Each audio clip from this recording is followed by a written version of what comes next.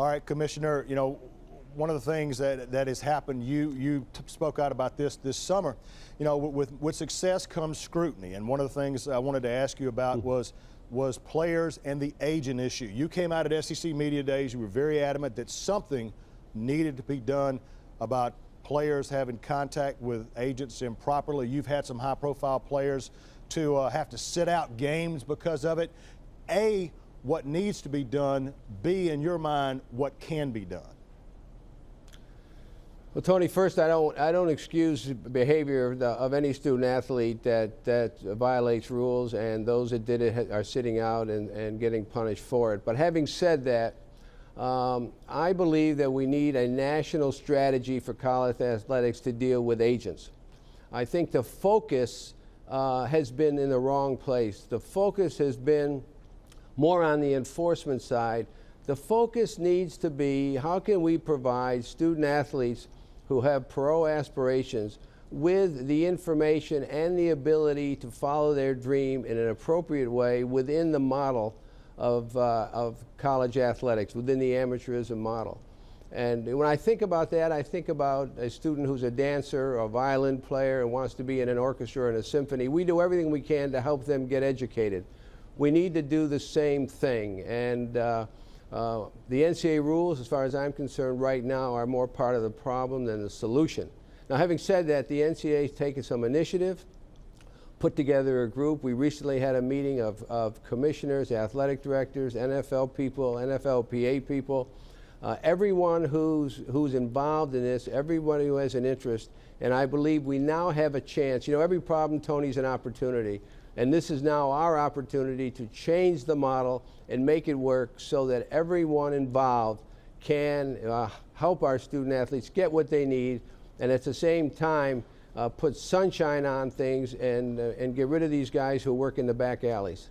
Now, Commissioner, early in the show, I raised the issue of athlete behavior and talking about not NCAA kind. I'm talking about when the criminal justice system gets involved. Are these things, people start throwing out numbers, okay, this many arrests and that many arrests. What's the level of your concern, and are these numbers, is this overblown? Are we making, in the media, are we making too much of it? What's the commissioner's perspective on all this? Well, my perspective, Tony, is that on occasion we have student athletes who don't meet our expectations for them, don't meet the expectations of their families, don't meet the expectations of their institutions. But it is important, as you allude to, is to keep perspective here. For example, in the Southeastern Conference, we have near 5,000 student athletes. We have about 1,200 football players.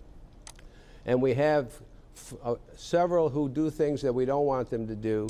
But it's very important to make sure that we don't label those student athletes who do what they're asked to do their classroom work, perform on the athletic field, learn what we would like them to learn about life, and move on.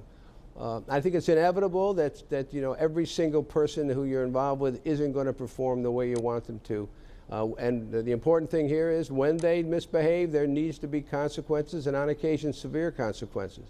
But it's important not to indict intercollegiate athletics, not to indict our institutions who are doing everything they can to work through these issues and help their student athletes get what they came to get. You set a goal, a very clear goal of evolving to the point that where there were no teams in your conference on NCAA probation. Now, in the past couple of weeks, South Carolina football, Tennessee basketball have both received official letters from the NCAA. They're being investigated.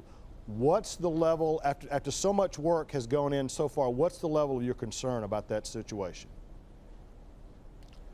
Well, I think disappointment would be an appropriate word, and a significant level of concern, Tony. I've meant what I said from day one, that these are issues that are not acceptable here in the Southeastern Conference. So we are looking at these issues carefully. Now, having said that, we need to look at each one individually to make sure that we're not dealing just with a mistake of judgment, a mistake of follow-through, some administrative error that someone did without a lot of malfeasance. And then you compare that to other, what I would call intentional violations, if there are any. And I would tell you that the SEC in our meetings in June at Destin reinforced and added to the conference's authority to take action. We will watch these cases, Tony, very carefully, and we will take appropriate action as a conference when we know everything that we think we need to know.